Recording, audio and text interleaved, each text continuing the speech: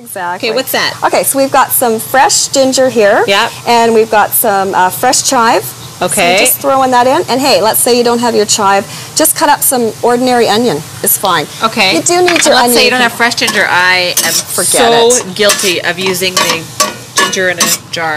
I have a little tip for that too, though. You do? Yeah, because if you keep your, we buy those spices, but we might not use them all that often. Right. They start to dry out, they start to lose their flavor. Just throw them in a saute pan and just warm them up a little bit, and it brings So like if you're using ground ginger, you can do that. Or are you talking about ground spices? Yes. Or? Okay. Yeah, the kind you've bought in the store. Okay. Yeah, just throw them in your frying pan. To roast them a little bit to bring out the flavor. Exactly. Oh, that's a good idea. Releases the essential oils again. Because you're right, you buy one of those and you figure you're not going to use them very often at all. Yeah, they last about 6 months. After that, they're hopeless.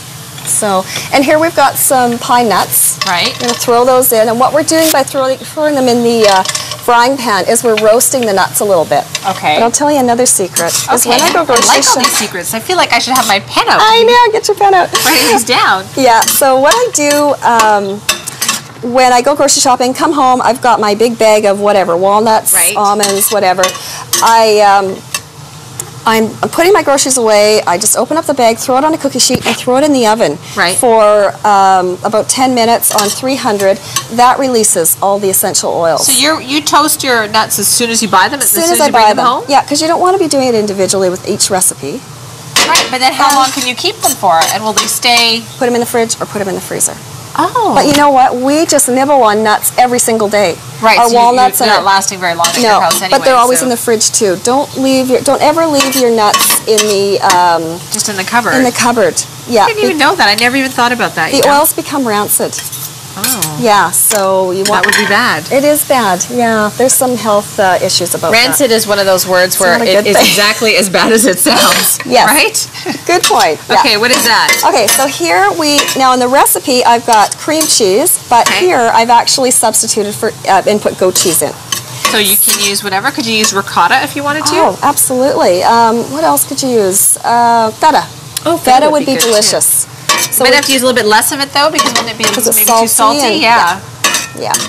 So there you go. It's just melting up a little bit. Okay, so I've got the chicken here. Yeah. And you've got, how did you manage to find this? This is boneless, but with the skin on. But with skin on. I guess you have to go to the butcher's to get that. Yeah, and they'll probably charge you 3 times as much. But that's okay if you really want it. But exactly. And yet once again, you don't, I'm just going to turn this off. Okay. And once again, you don't have to get it this way. If you want to just get boneless, skinless, then cut the chicken in the middle. Oh, so you're making a pocket in the chicken. A pocket, yeah, and you're stuffing it. Can you also use bone-in? Yes, absolutely, absolutely. And I had a friend over for dinner the other day, and we were making this, and what I decided to do was just put it on top. Oh. So actually what I'll do is I'll show you both ways. Okay. So what we're going to do here is we're just going to put our fingers underneath the skin and the meat. So we'll take a little, turn it this way here so we can see what you, so just you just want me to put that in there like that? Just sort of pull it away? That's it. That's exactly it. Perfect. There. So we'll do that one stuffed, and let's do the other one. Cooking class. You teach too, don't you? I do. I do. Okay, so that's ready. I didn't do it all the way through. That's ready. You don't want that. Okay. And I'm going to do this. And you're going to push it around inside. Just kind of mush it around? Yeah. Okay.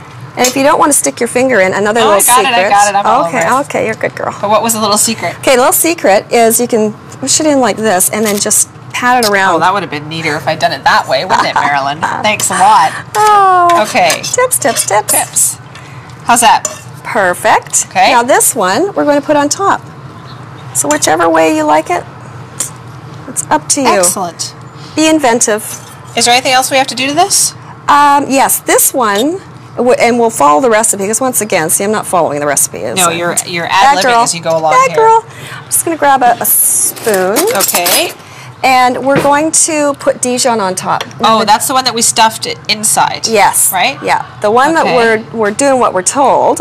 We're supposed to stuff it inside and then put some Dijon. Right over I've got a nice grainy Dijon here, which just gives nice extra texture. So this goes on a cookie sheet. Yeah. What temperature in the oven? 450.